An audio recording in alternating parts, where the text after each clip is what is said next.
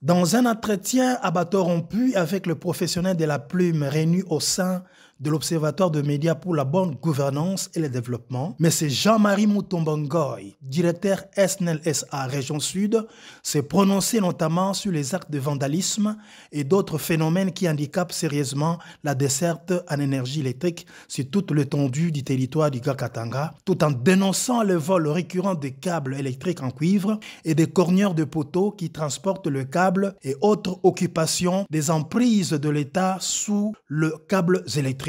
Devant un tel tableau, le directeur SNEL SA Région Sud est déterminé et prend à bras le corps ses combats pour éradiquer ces actes antipatriotiques qui violent le principe sacro-saint de la protection des biens publics qui relève de la souveraineté nationale. Car il faut le savoir, la SNEL SA fait partie de rares entreprises nationales du portefeuille de l'État où le gouvernement de la République est actionnaire majoritaire. En effet, le Grand Katanga est la province la plus industrialisée de la RDC, suite à sa richesse du sol et du sous-sol. Pour son développement intégral, il a grandement besoin d'électricité pour faire fonctionner plusieurs sociétés extractives et autres unités de production. Au Katanga, pratiquement, sans électricité, pas de développement. C'est dans ce cadre que la rédaction de l'Observatoire des médias pour la bonne gouvernance et le développement se présentait à la direction sud de la SNEL au Katanga pour brosser un état des lieux du fonctionnement de cette société et se rendre compte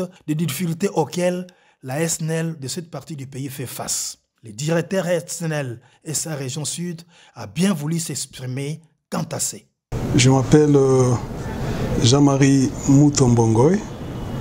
Je suis ingénieur et directeur de la SNEL Région Sud. La Région Sud englobe l'ancienne province du Katanga. Aujourd'hui, la SNEL connaît un déficit d'énergie électrique sur l'ensemble de son réseau sud compte tenu de la précarité de l'offre par rapport à la demande. Cependant, la mission que la direction nationale ou la direction générale nous a donnée, c'est celle de stabiliser, fiabiliser la desserte en énergie électrique sur l'ensemble du réseau interconnecté. Et c'est cet effort que nous sommes en train de consentir avec tous les collaborateurs, que ce soit à l'ICA Psychologie, Kipushika, Sumbalesa, partout. C'est ce que nous sommes en train de consentir. Et vous devez savoir que la difficulté que nous avons au jour d'aujourd'hui, c'est le vol et la destruction totale des patrimoines et des structures de la SNEL. Et ces vols se traduisent par les démantèlements des lignes haute tension, les démantèlements des lignes moyennes et basse tension, les démantèlements d'ailleurs des équipements électromécaniques dans les cabines. Et ces perturbations se traduisent également par les occupations anarchiques des emprises des lignes. Les lignes haute tension, les couloirs moyennes et basse tension. Alors ça participe, ça favorise pratiquement ces perturbations et les vols que nous sommes en train de combattre. Heureusement, à chaque fois quand nous frappons la porte, aux portes des autorités, que ce soit politiques, militaires, et vous verrez que les portes nous sont grandement ouvertes pour nous accompagner dans d'éradiquer ces actes de vandalisme. Et sur ça, nous louons pratiquement cet accompagnement. Mais il faut aussi relever une autre chose, c'est cette occupation par les constructions anarchiques.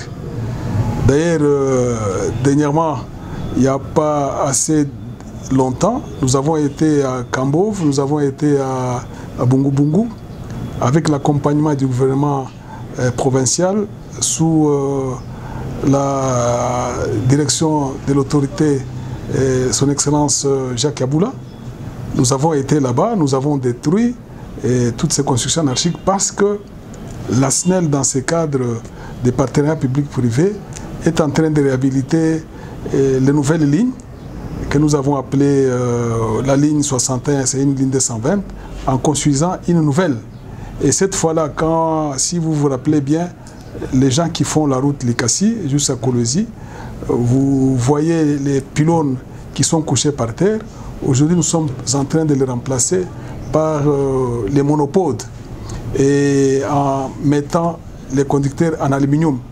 Et tout ça, c'est pour créer des couloirs d'évacuation d'énergie avec les travaux qui se font à Inga, les travaux de réhabilitation des machines en Seke, Zilo et Mwadingusha, pour que nous soyons en mesure de véhiculer une grande puissance qui apporterait un soulagement tant au niveau de la population qu'au niveau des industriels.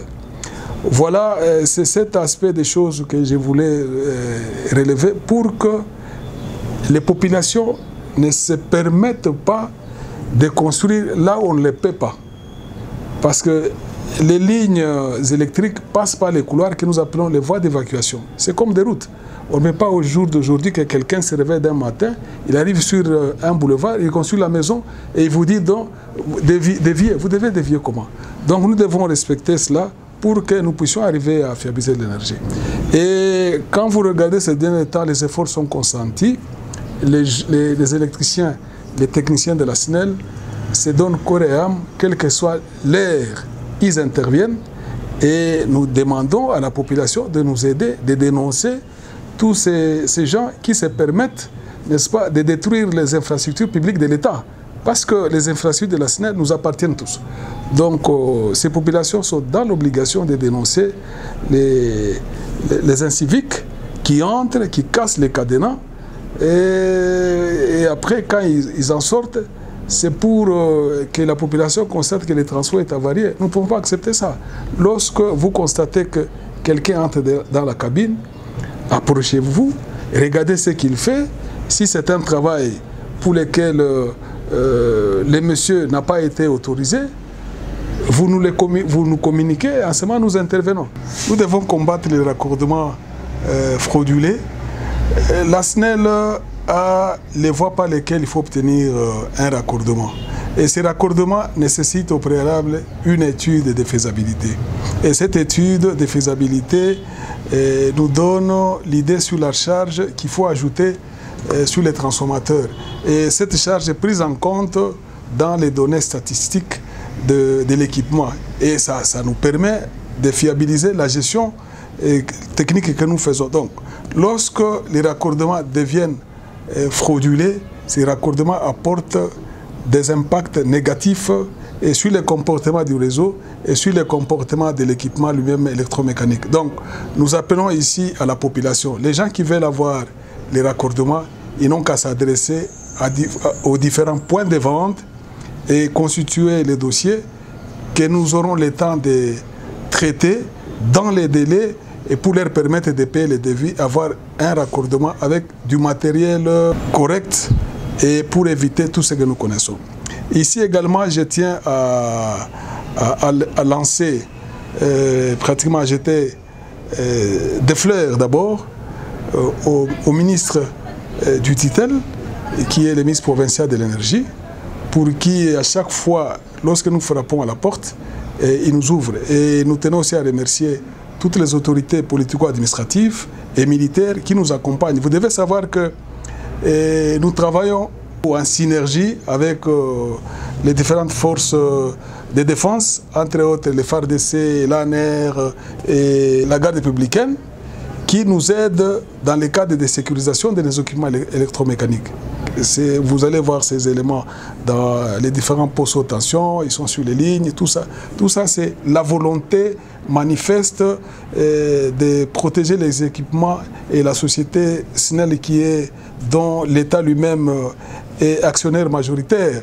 Donc ici, je tiens à jeter un coup de fleur, d'ailleurs, où je réitère encore la même demande de nous accompagner davantage parce que nous devons protéger la SNEL qui reste le moteur de l'économie de notre province. Les proportions que prennent ces phénomènes de vandalisme et vols de cornières doivent interpeller les autorités du gouvernement central pour prendre des mesures coercitives pour enfin décourager l'activisme qui sévit dans ces milieux, car pour les observateurs avertis sur ces dossiers, le vol perpétré sur le réseau électrique, voire même dans les entrepôts de la SNEL SA, s'opérerait en toute impunité.